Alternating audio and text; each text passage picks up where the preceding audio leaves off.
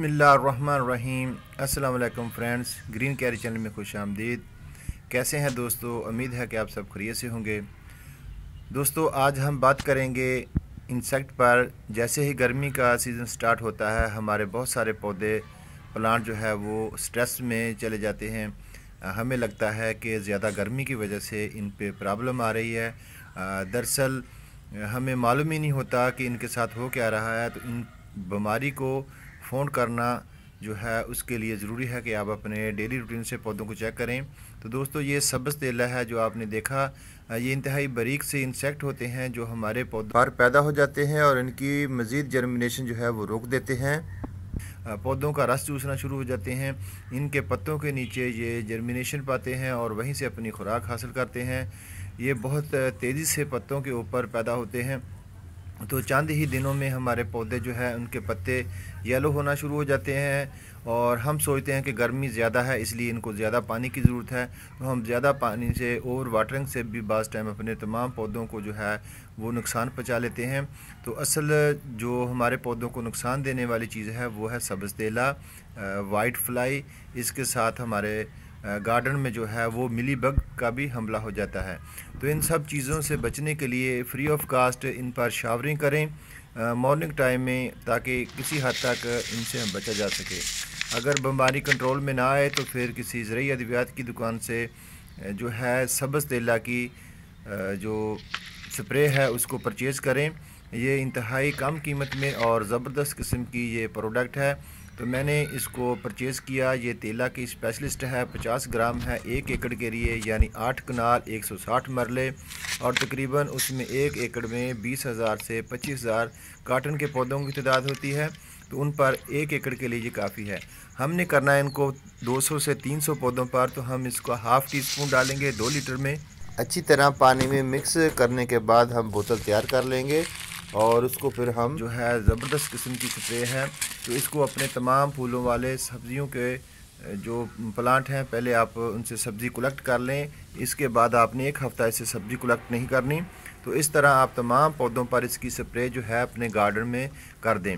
कहीं आप अपने पौधे नहीं छोड़ें जिनसे ये बीमारी फिर से हमारे गार्डन में ग्रो कर जाए। तो तमाम प्लांट पर ये करें। ये जो है प्रोडक्ट ये इतना साइड इफ़ेक्ट वाला नहीं है। हम तमाम अपने फूलों वाले पौधों पर भी करेंगे।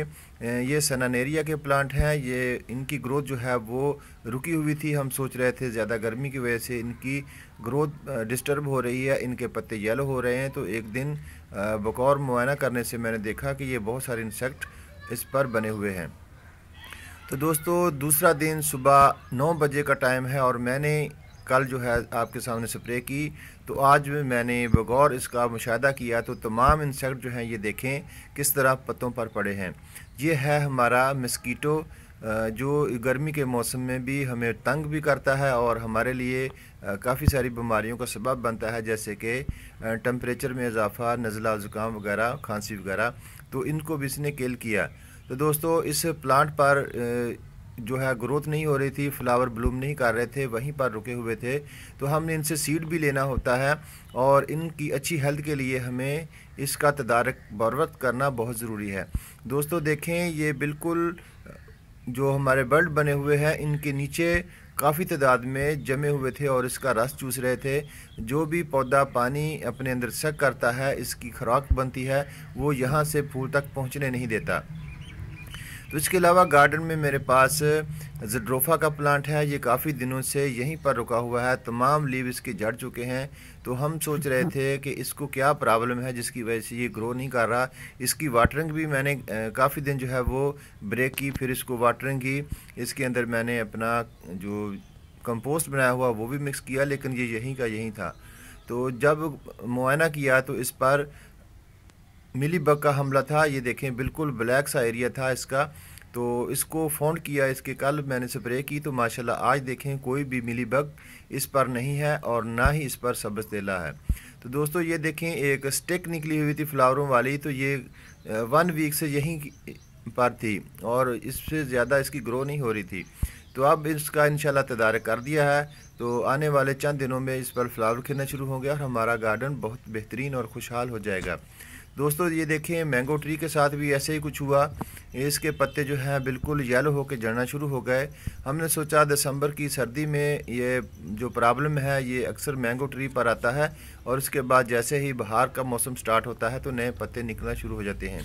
लेकिन इसके नीचे देखें किस हद तक इंसेक्ट ने हमला किया, इन पत्तों का तमाम रस जो है वो चूस गए। तो इस तरह ये देखें और भी मेरे पास प्लांट थे, इस पर मिलीबग ने हमला किया। ये देखें वाइट वाइट से डॉट जो नज़र आ रहे हैं, इस पर मिलीबग ने हमला किया हुआ था, और इसके पत्ते जो थे वो हेल्दी ग्रोथ नहीं थे, इनके ऊपर शाइन नहीं थी। तो हाइबिस्कस प्लांट जो है इस मौसम में भी फ्लावरम पे आता है, इसकी ग्रोथ बहुत अच्छी से होती है, लेकिन मिलीबग की वजह से ये ग्रो नहीं कर रहा था। तो दोस्तों ये छोटी छोटी टिप्स होती हैं जो एक गार्डन के लिए, उसके गार्डन को बेहतर बनाने के लिए बहुत ही अहम होती हैं। इन चीज़ों को ध्यान में रखना चाहिए और अपने गार्डन को खूबसूरत बनाना चाहिए। तो दोस्तों कैसी लगी आज की हमारी वीडियो, कमेंट्स बॉक्स में ज़रूर अपनी राय का इज़हार किया करें और वीडियो को लाइक ज़रूर किया करें। अगर किसी दोस्त को लगे कि हमारा कोई स्टेप गलत है तो हमारी करेक्शन ज़रूर किया करें। इंशाल्लाह फिर मिलेंगे एक अच्छी सी वीडियो में। अपना और अपने प्यारों का ख्याल रखें। अल्लाह हाफ़िज़ दोस्तों।